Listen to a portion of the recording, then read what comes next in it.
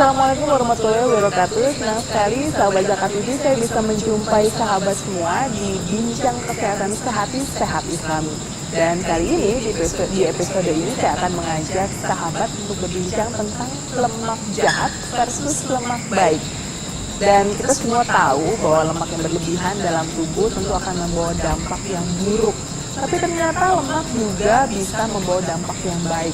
Nanti kita akan berbincang lebih lanjut tentang ini, tapi sebelumnya kita lihat dulu tayangan berikut ini. Lemak makanan adalah kandungan lemak yang terdapat dalam semua bahan makanan dan minuman. Pada dasarnya, lemak baik untuk kesehatan karena lemak dibutuhkan untuk menjaga kelangsungan hidup manusia. Peran lemak adalah menyediakan energi sebesar 9 kalori per gram, melarutkan vitamin A, D, E, K, dan menyediakan asam lemak esensial bagi tubuh manusia. Lemak mulai dianggap berbahaya bagi kesehatan setelah adanya suatu penelitian yang menunjukkan hubungan antara kematian akibat penyakit jantung koroner dengan banyaknya konsumsi lemak dan kadar lemak di dalam darah. Lemak yang harus Anda hindari, diantaranya jenis lemak dalam makanan, seperti lemak trans, minyak terhidrogenasi, lemak jenuh, dan beberapa minyak tropis, di mana lemak tersebut dapat menyebabkan ketidakseimbangan, peradangan kronis, dan penyakit. Sedangkan minyak zaitun, kacang, biji-bijian, dan biji minyak nabati yang belum diproses, dan minyak non-terhidrogenasi adalah pilihan lemak terbaik yang harus dikonsumsi setiap hari.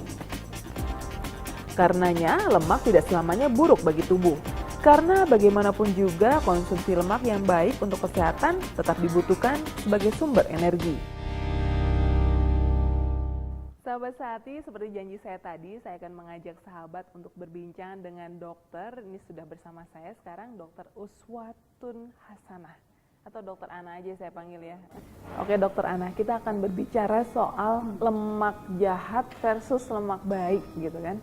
Sebenarnya apa sih fungsi lemak itu sendiri ya, untuk di awal ya? Fungsi lemak itu sebenarnya banyak fungsi positifnya untuk tubuh manusia ya. Kebanyakan kan orang punya itu fungsi negatif karena bisa bikin kegemukan. Iya. Tapi untuk fungsi positifnya sendiri banyak. Yang pertama dia cadangan energi yang untuk menghasilkan energi. Yang kedua ada beberapa vitamin yang hanya bisa dilarutkan oleh lemak, vitamin A, D, E, dan K.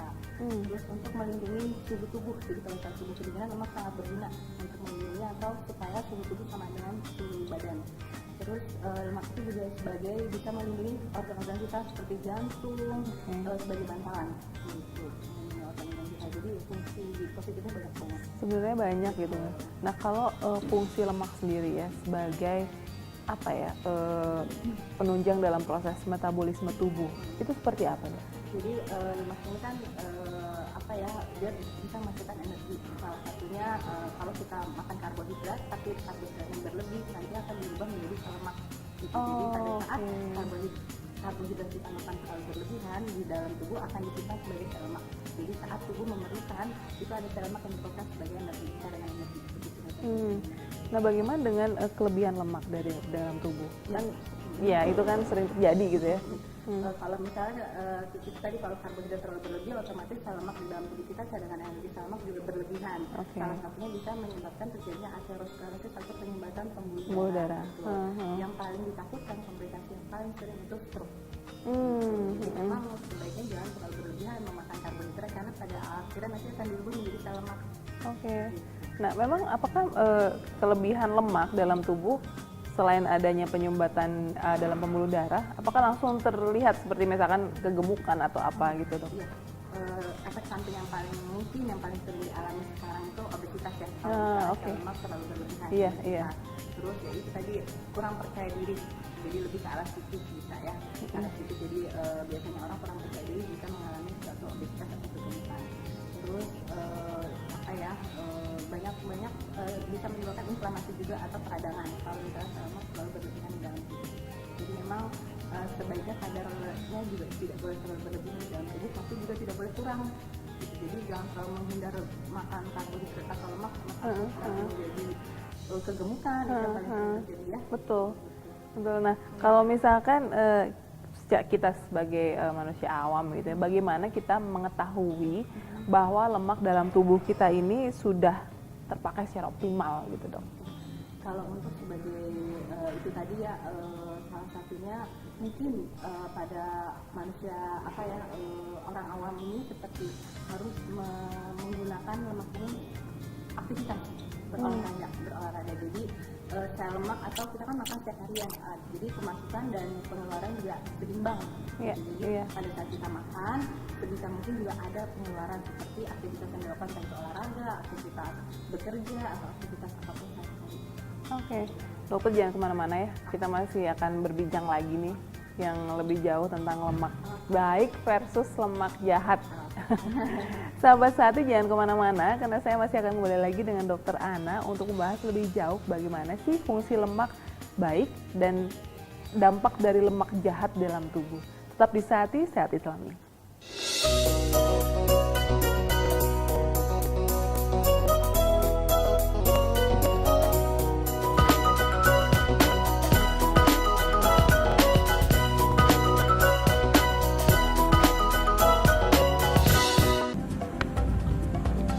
Semangat kemenangan harus berasal dari sportivitas yang datang dari hati.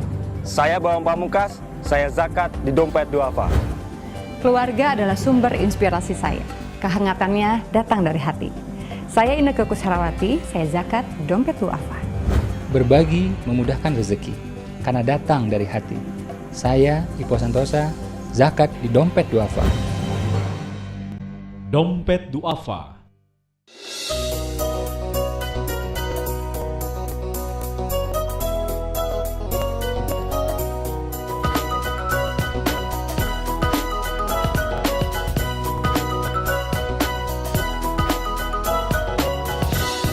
Masih di Sehati, Sehat Islami masih bersama saya dan juga Dokter Ana.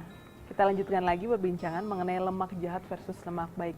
Dokter, banyak orang menghindari lemak sebenarnya ya. Karena apalagi perempuan ya kan. Takut makan yang berlemak sedikit karena aduh takut gemuk gitu kan. Nah, sebenarnya apakah ada salah kaprah soal ini kalau misalkan kita terlalu menghindari lemak gitu? Iya, betul. Itu tadi. Jadi fungsi lemak itu kan sebenarnya banyak ya fungsi Iya. Ada lemak juga, ada lemak jahat, ada lemak Lemak jelek. lemak jelek ya. Jadi ada yang lemak baik, ada yang lemak jahat lah ya. Nah, kalau yang lemak baik ini justru sangat diperlukan oleh tubuh tadi untuk cadangan energi, terus untuk melindungi organ-organ vital di tubuh kita seperti jantung, terus untuk melarutkan vitamin A, D, E, dan K. Jadi memang sangat diperlukan, dan lemak baik ini banyak terdapat di omega 3, contohnya omega 3, polyunsaturated fat, dan satu lagi monounsaturated fat. Mereka banyak terdapat di minyak zaitun, biasanya minyak di bunga matahari, sama ikan. Sarden, makarel, tuna, Itu banyak. banyak omega 3-nya. Jadi memang disarankan kalau saya makan yang berlemak ke arah yang itu trans, yang tidak jenuh. Yang tidak jenuh. Yang tidak jenuh itu yang baik, yang jenuh itu yang jahat. Oke. Nah, kalau misalnya kalau tadi sumber dari makanan-makanan yang lemak baik. Kalau yang lemak jahat sendiri Banyak. Banyak. Banyak justru lebih gampang biasanya. Lebih gampang. Yang Oke. trans ya, gorengan seperti gorengan yang sudah minyak yang sudah berkali-kali digoreng itu jelas tidak bagus. Itu enak banget. Ya, Iya. ya, ya.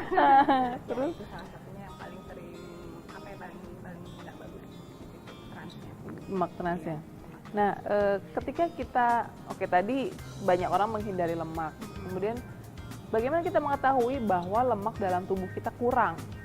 Gitu. Adakah yang bisa kita rasakan sendiri gitu, Dok? Kalau untuk lemak dalam tubuh kurang, salah satu lemak biasanya, karena kan memang cadangan energi salah satu dari lemak ya.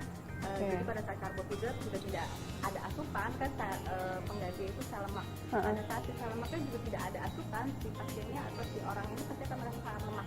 Lemak, terus otomatis juga absorpsi vitamin A, D, E, dan K ini juga nggak bagus. Jadi ada aja nanti gangguan entah mata, tulangnya, entah giginya, kulitnya, pasti ada aja gangguan. Nah, Terlihat biasanya sih. langsung terlihat ya.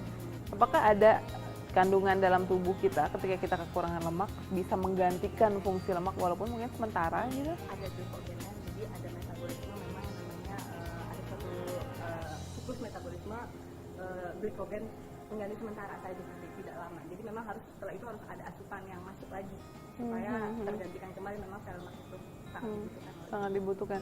Kalau misalnya kita kekurangan lemak dan kita langsung apa yang harus dilakukan pertama kali ketika kita kekurangan lemak, dan apakah tahapan itu step itu langsung bisa membuat kita langsung bugar kembali, Dok? Kalau misalnya memang tidak sampai terjadi penurunan kesadaran, kita bisa memberikan makan ya, makan asupan karbohidrat, entah itu asupan lemak juga boleh langsung diberikan. Tapi kalau sudah ada penurunan kesadaran, otomatis harus segera ke rumah sakit terdekat dan klinik terdekat untuk dilakukan penanganan lebih lanjut. Takutnya kan kekurangan oksigen, kekurangan glukosa ke otak atau ke organ vital lain. Jadi kalau memang sudah ada penurunan kesadaran, sebaiknya dibawa ke rumah sakit terdekat. Oke, dokter diingatkan lagi dong, satu lagi, lemak jahat itu yang seperti apa, lemak baik itu seperti apa gitu? Kalau lemak jahat itu sendiri lemak putih ya, bahasa awamnya lemak putih. Kalau lemak baik itu lemak coklat. Lemak, oke. Jadi lemak jahat itu tadi trans fat. Banyak terdapat pada minyak gorengan. Kalau untuk lemak baik sendiri itu ada di omega 3, banyak ikan seperti sarden, makarel, tuna, banyak. Terus monounsaturated fat atau itu biasanya banyak terdapat di bunga matahari, minyak zaitun. Kalau untuk polyunsaturated fatnya juga sama seperti di mukanya, banyak terdapat di minyak zaitun. Minyak zaitun Dan di bunga matahari. Jagung juga. Jagung. Alpukat? Alpukat termasuk lemak takjil bagus. Lemak bagus juga. Kalau dalam komposisi makanan kita sehari-hari, bagaimana kita mengatur komposisi lemak yang baik dalam asupan tubuh kita, Dok? Jadi untuk komposisi lemak dalam makanan sehari-hari itu tidak ada aturan, itu 15-20% dari total kalori basal gitu. Nah, kalori basal itu menentukan berat badan untuk perempuan dikali 25, untuk laki-laki dikali 70. Jadi hasil itu lemak itu harus memenuhi 15-20% dari kalori basal tersebut. Jadi memang harus dihitung terlebih dahulu. Nah, kalau misalkan kita kayak awam gitu, Dok, orang-orang awam kan, aduh ini gimana ngitungnya gitu kan? Kalau untuk orang-orang awam itu ya tadi sebaiknya menghindari saja yang memang lemak jahat atau trans. Kalau untuk lemak baiknya sebaiknya dimakan. Jadi menghindarinya seperti itu aja, karena kan kalau itu mungkinnya orang-orang bingung takutnya gitu aja, memakan lemak yang baik, menghindari lemak yang jahat. Banyak orang yang menghindari lemak dengan cara berdiet, Dok. Ya kan? Berdiet. Nah, itu apakah memang selalu memberi efek positif? Oke. Kalau untuk dietnya, nah itu dia pola dietnya dan jenis makanan dietnya ya. Kalau memang dietnya bagus seperti tadi ikan tuna, salad, makarel, pokoknya yang bernuansa lemak bagus mah bagus, biasanya efek positifnya bagus dalam tubuh. Tapi kalau dia diet sampai benar-benar total nggak mau makan lemak sama sekali, nah itu nggak bagus. Nanti efeknya tadi seperti lemas, bahkan bisa sampai penurunan kesadaran. Kalau misalnya sudah terlalu parah sekali, kandungan tidak ada dalam lemak, jadi glukosa atau apa juga tidak ada. Artinya memang ketersediaan lemak kalau misalkan terlalu parah diet itu justru tidak bagus juga gitu kan. Nah, kalau misalnya ya seperti misalkan banyak profesi yang memang menginginkan badannya yang bentuk tubuh yang ramping gitu kan. Tapi kadang-kadang kita juga adanya kesalahan dalam berdiet gitu. Bagaimana kita memperbaiki hal itu? Itu berarti dari edukasinya juga ya, dari cara pengetahuan si A misalnya yang berdiet si A ini harus mencari tahu kalau dia yang baik seperti apa, jenis makanan untuk diet yang sesuai dengan tubuh dia seperti apa. Karena kan memang dipengaruhi oleh jenis kelamin, usia, keadaan penyakitnya, itu jadi beda-beda kalau dasarnya.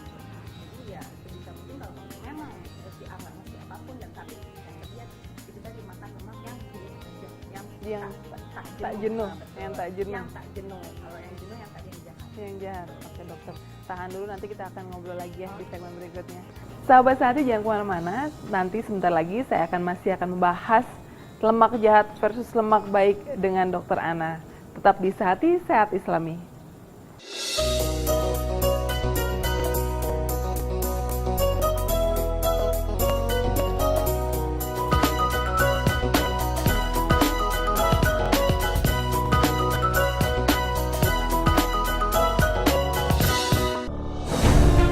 Ketika keindahan dunia merebak keselarasan, berbagi kemesraan. Ketika sejuta tangan merangkai kebahagiaan dalam kehidupan yang harmoni. Ketika zakat Anda wujudkan indahnya dunia.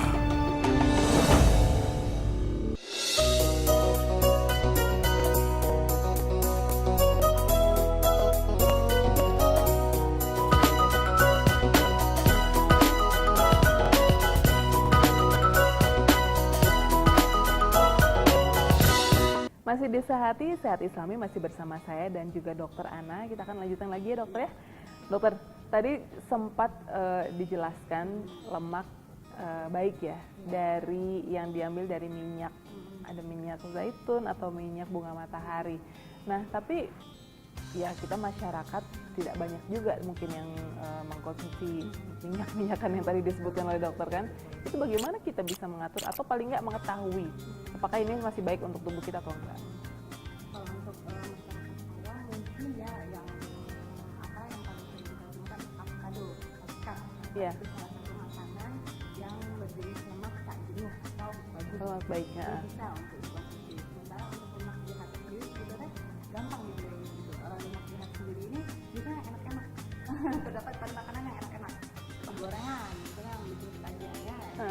Paling banyak terdapat lemak trans atau lemak tidak baik. Lemak tidak baik.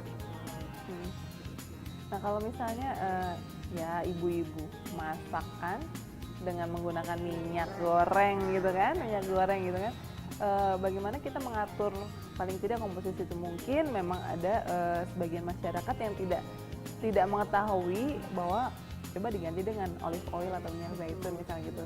Gimana dok? Jadi kalau untuk minyak pasarannya itu memang itu termasuk trans fat ya, atau lemak jenuh yang tidak bagus.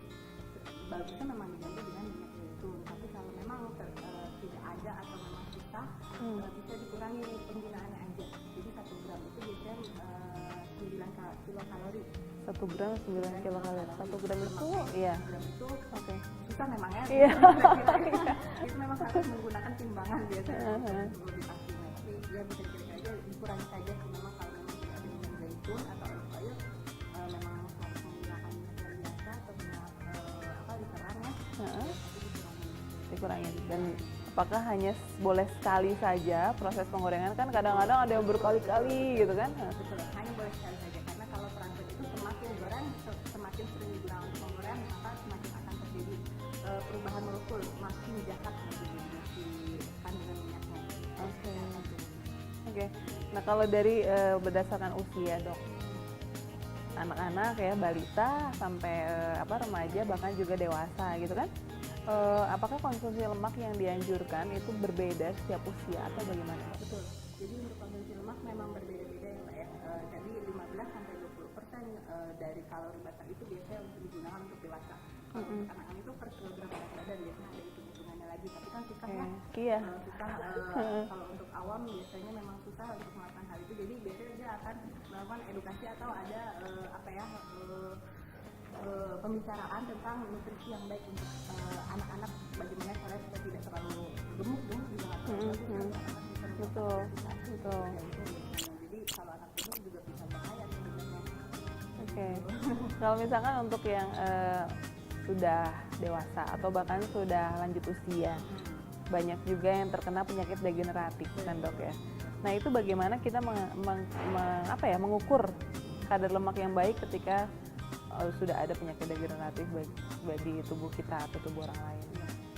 Kalau penyakit degeneratif ini salah satu kandungan di lemak tak jenuh yang paling sering bisa mengobati atau mungkin bisa sedikit mengurangi gejala dari penyakit degeneratifnya omega 3. Supaya terdapat di lemak tak jenuh. Di lemak tak jenuh. Iya, ikan. Jadi untuk para lansia yang menderita penyakit degeneratif memang sangat disarankan untuk memakan ikan, entah itu tuna atau ikan apapun yang banyak mengandung omega 3. Memang salah satu bagus omega 3 itu mengandung lemak jenuh atau monoansaturated. Oke. Apakah ada kadar tertentu yang harus dibatasi dok? Atau misalkan ya itu oke boleh deh makan ikan sampai sekenyang apa atau kayak gitu? Kalau tadi 15-20% kilokalori berdasarkan kalori basal itu pada penderita normal tanpa penyakit apapun, penyakit jantung, penyakit kolesterol. Tapi kalau memang sudah ada penyakit kolesterol itu biasanya memang ada hitungannya lagi, kurang 10% ya, minus 10% dari hasil kalorinya. 15-20% dari kalori basal kurang lagi 10% berdasarkan entah itu penyakit jantung, ginjal atau apa. Kalau ngomongin soal lemak pasti nggak jauh-jauh dari kolesterol. Tapi memang kadang-kadang kita juga salah kaprah ya dok ya. kolesterol itu apa namanya, nggak cuma menyerang orang yang gemuk misalnya gitu, yang kurus pun juga itu kan. Sebenarnya kalau bisa dijelaskan secara ini, apa sih bedanya antara lemak dan kolesterol ini, Dok?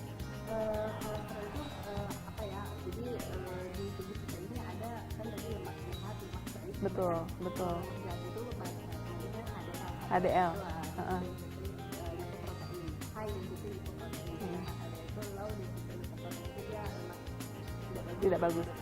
Satu lagi triglycerida. Jadi ketiga ini merupakan profil kolesterol. Profil kolesterol itu tadi tiga komponen ini merupakan profil kolesterol, bukan lemak gitu. Lemaknya menghasilkan energi, sementara ketiga ini apa ya? Jadi kayak komponen senyawa di dalam tubuh kita yang memang sudah ada. Jadi kalau misalnya si HDL yang meningkat itu bagus karena dia lemak bagus. Kalau si LDL yang meningkat itu nggak bagus karena dia lemak tidak bagus memang. Jadi memang ada bedanya sebenarnya antara kolesterol dan lemak, karena banyak juga orang awam yang menyangka oh kalau misalkan gemuk itu pasti ada kolesterol tinggi gitu, tapi ternyata nggak juga ya, Dok ya. Oke, nah kalau misalnya apa ya, bagaimana kita mengurangi, apakah dengan kasat mata kita bisa langsung kelihatan kalau misalnya gemuk itu pasti kelebihan lemak gitu, atau gimana? Iya. Kalau untuk kelebihan lemak secara kata-kata kelihatan mungkin obesitas ya, bukan tentu kolesterol gitu, bisa aja kelebihan lemak karena obesitas, tapi belum tentu kolesterol. Kalau bisa kolesterol bisa saja dia normal, tapi orang kurus sekilas mata kalau makan kayak segini. Iya betul. Kolesterol, nah itu gejalanya biasanya kalau untuk penderita kolesterol itu yang paling sering biasanya gagal. Betul. Kalau masalah ini dia paling ringan, bisa dicek darah, puasa dulu biasanya, jadi dicek profil kolesterolnya. Kandungan kolesterol dalam darah. Tadi triglycerida, LDL dan HDL itu lebih pasti kalau ini gejala awalnya. Nah tadi bagaimana kita mengurangi apa namanya lemak dalam tubuh, tidak hanya dengan diet tapi juga harus dengan olahraga gitu. Apakah apa namanya seberapa banyak olahraga yang harus kita lakukan? Kalau untuk olahraga itu frekuensi yang biasa dilakukan biasa kita olahraga itu seminggu 3 kali, harinya frekuensi itu minimal 30 menit. 30 menit. Kali itu minimal 30 menit. Kita sarankan itu setidaknya. Kalau memang cukup banget seperti tadi itu caranya tapi tidak jauh. Jadi itu juga bisa ada tentang kurang lebih lah ya, bisa diaplikasikan sampai 30 menit per hari. Atau mungkin bisa biasa naik lift, bisa naik tangga. Jadi memang sebenarnya bukan alasan kalau sibuk mah. Bukan alasan ya. Ada triknya sebenarnya untuk olahraga tetap. Oke.